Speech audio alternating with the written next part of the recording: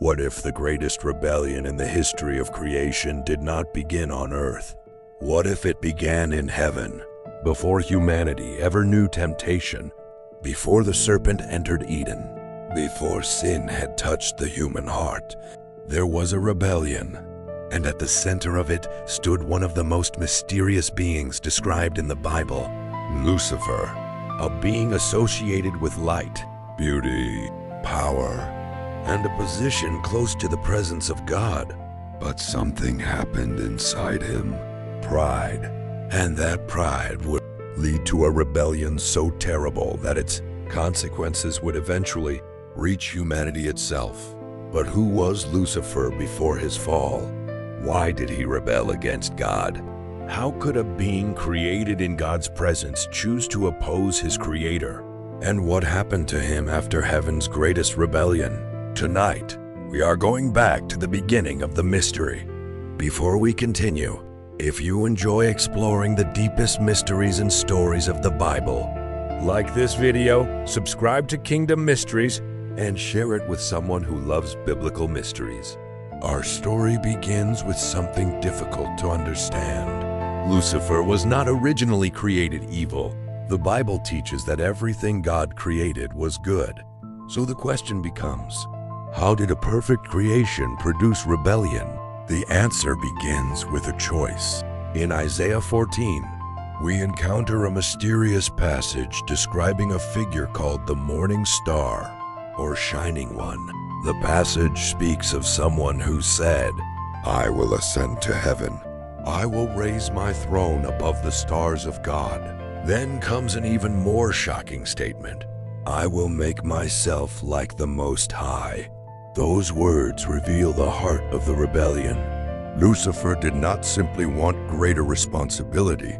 He wanted God's position. He wanted to rise above the place God had given him. He wanted to exalt himself.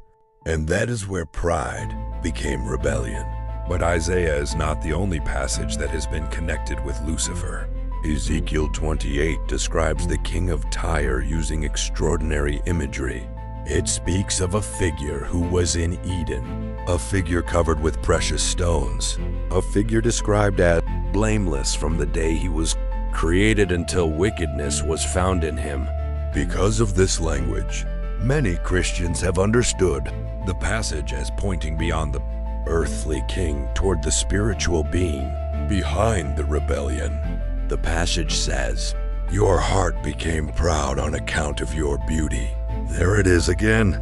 Beauty, privilege, pride. The very gifts that should have reflected God's glory became reasons for self-exaltation. Lucifer looked at what God had given him, and instead of worshiping the Creator, he began to desire the Creator's throne. Imagine the moment. Heaven, the presence of God, countless angels surrounding the throne, perfect holiness, perfect order. And yet, somewhere within creation, a thought appeared. I will ascend. I will raise my throne. I will make myself like the Most High. This was not merely dissatisfaction. It was rebellion. And according to Revelation chapter 12, a great conflict took place in heaven. John sees a dragon whose tail sweeps a third of the stars out of heaven and throws them to the earth. The dragon is identified as that ancient serpent called the devil, or Satan. Many Christians understand the imagery of the stars as representing angels who followed Satan in his rebellion. If that interpretation is correct, Lucifer's rebellion was not a private act.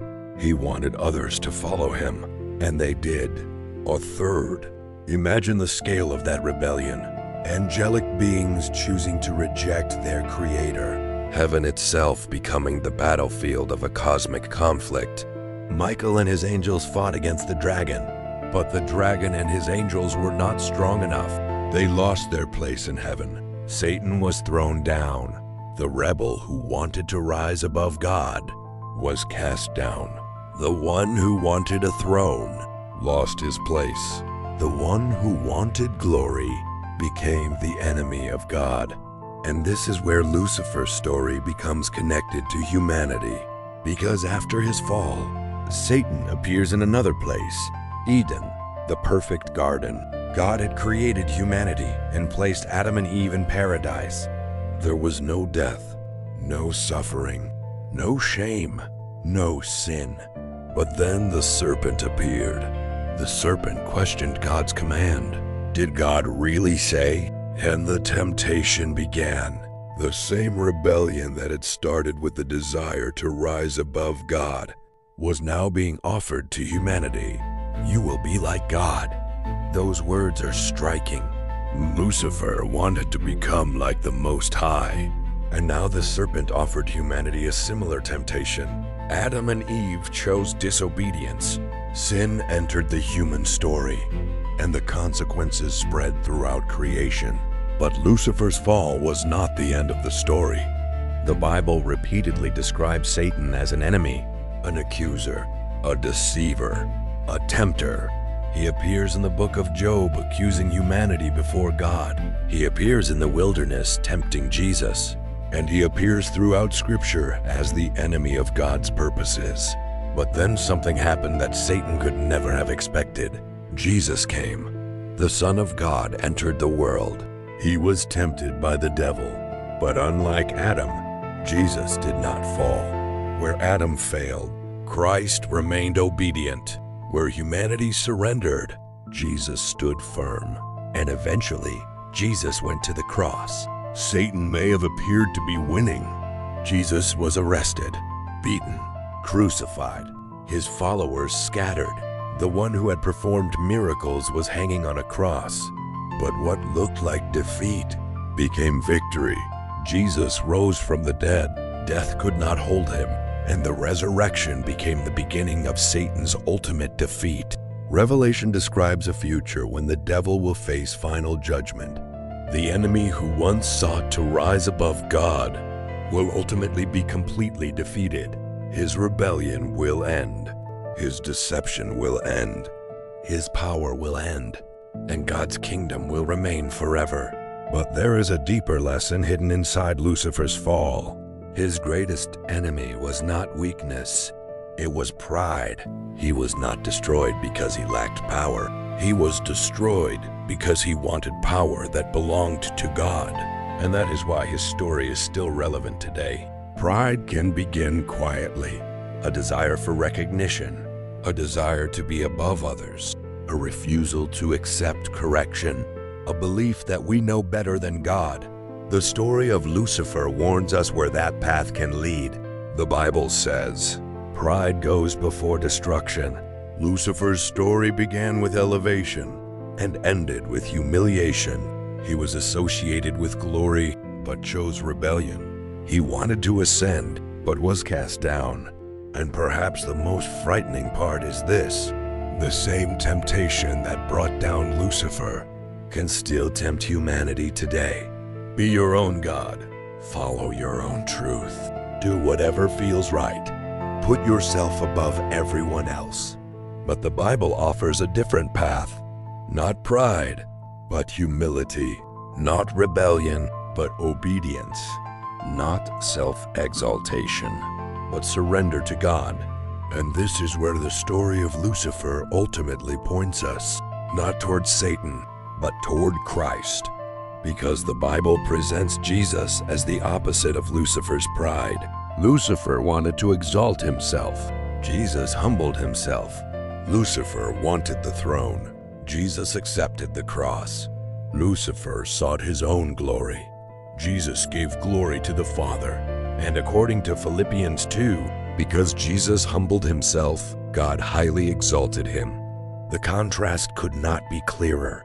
One reached upward in pride and fell. The other humbled himself and was exalted. That is the mystery behind the fall of Lucifer.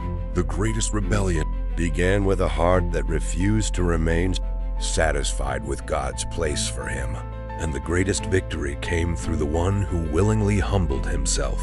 The story is not simply about how an angel fell. It is about the danger of pride, the reality of spiritual rebellion, and the victory of Jesus Christ. Thank you for watching Kingdom Mysteries. If this story helped you understand the mystery of Lucifer's fall, like this video, subscribe to Kingdom Mysteries, and share it with someone who would enjoy this biblical mystery. And remember, Lucifer wanted to rise above God, but he fell. Jesus humbled himself and was exalted. Perhaps the greatest lesson is simple. Pride leads downward. Humility leads to God.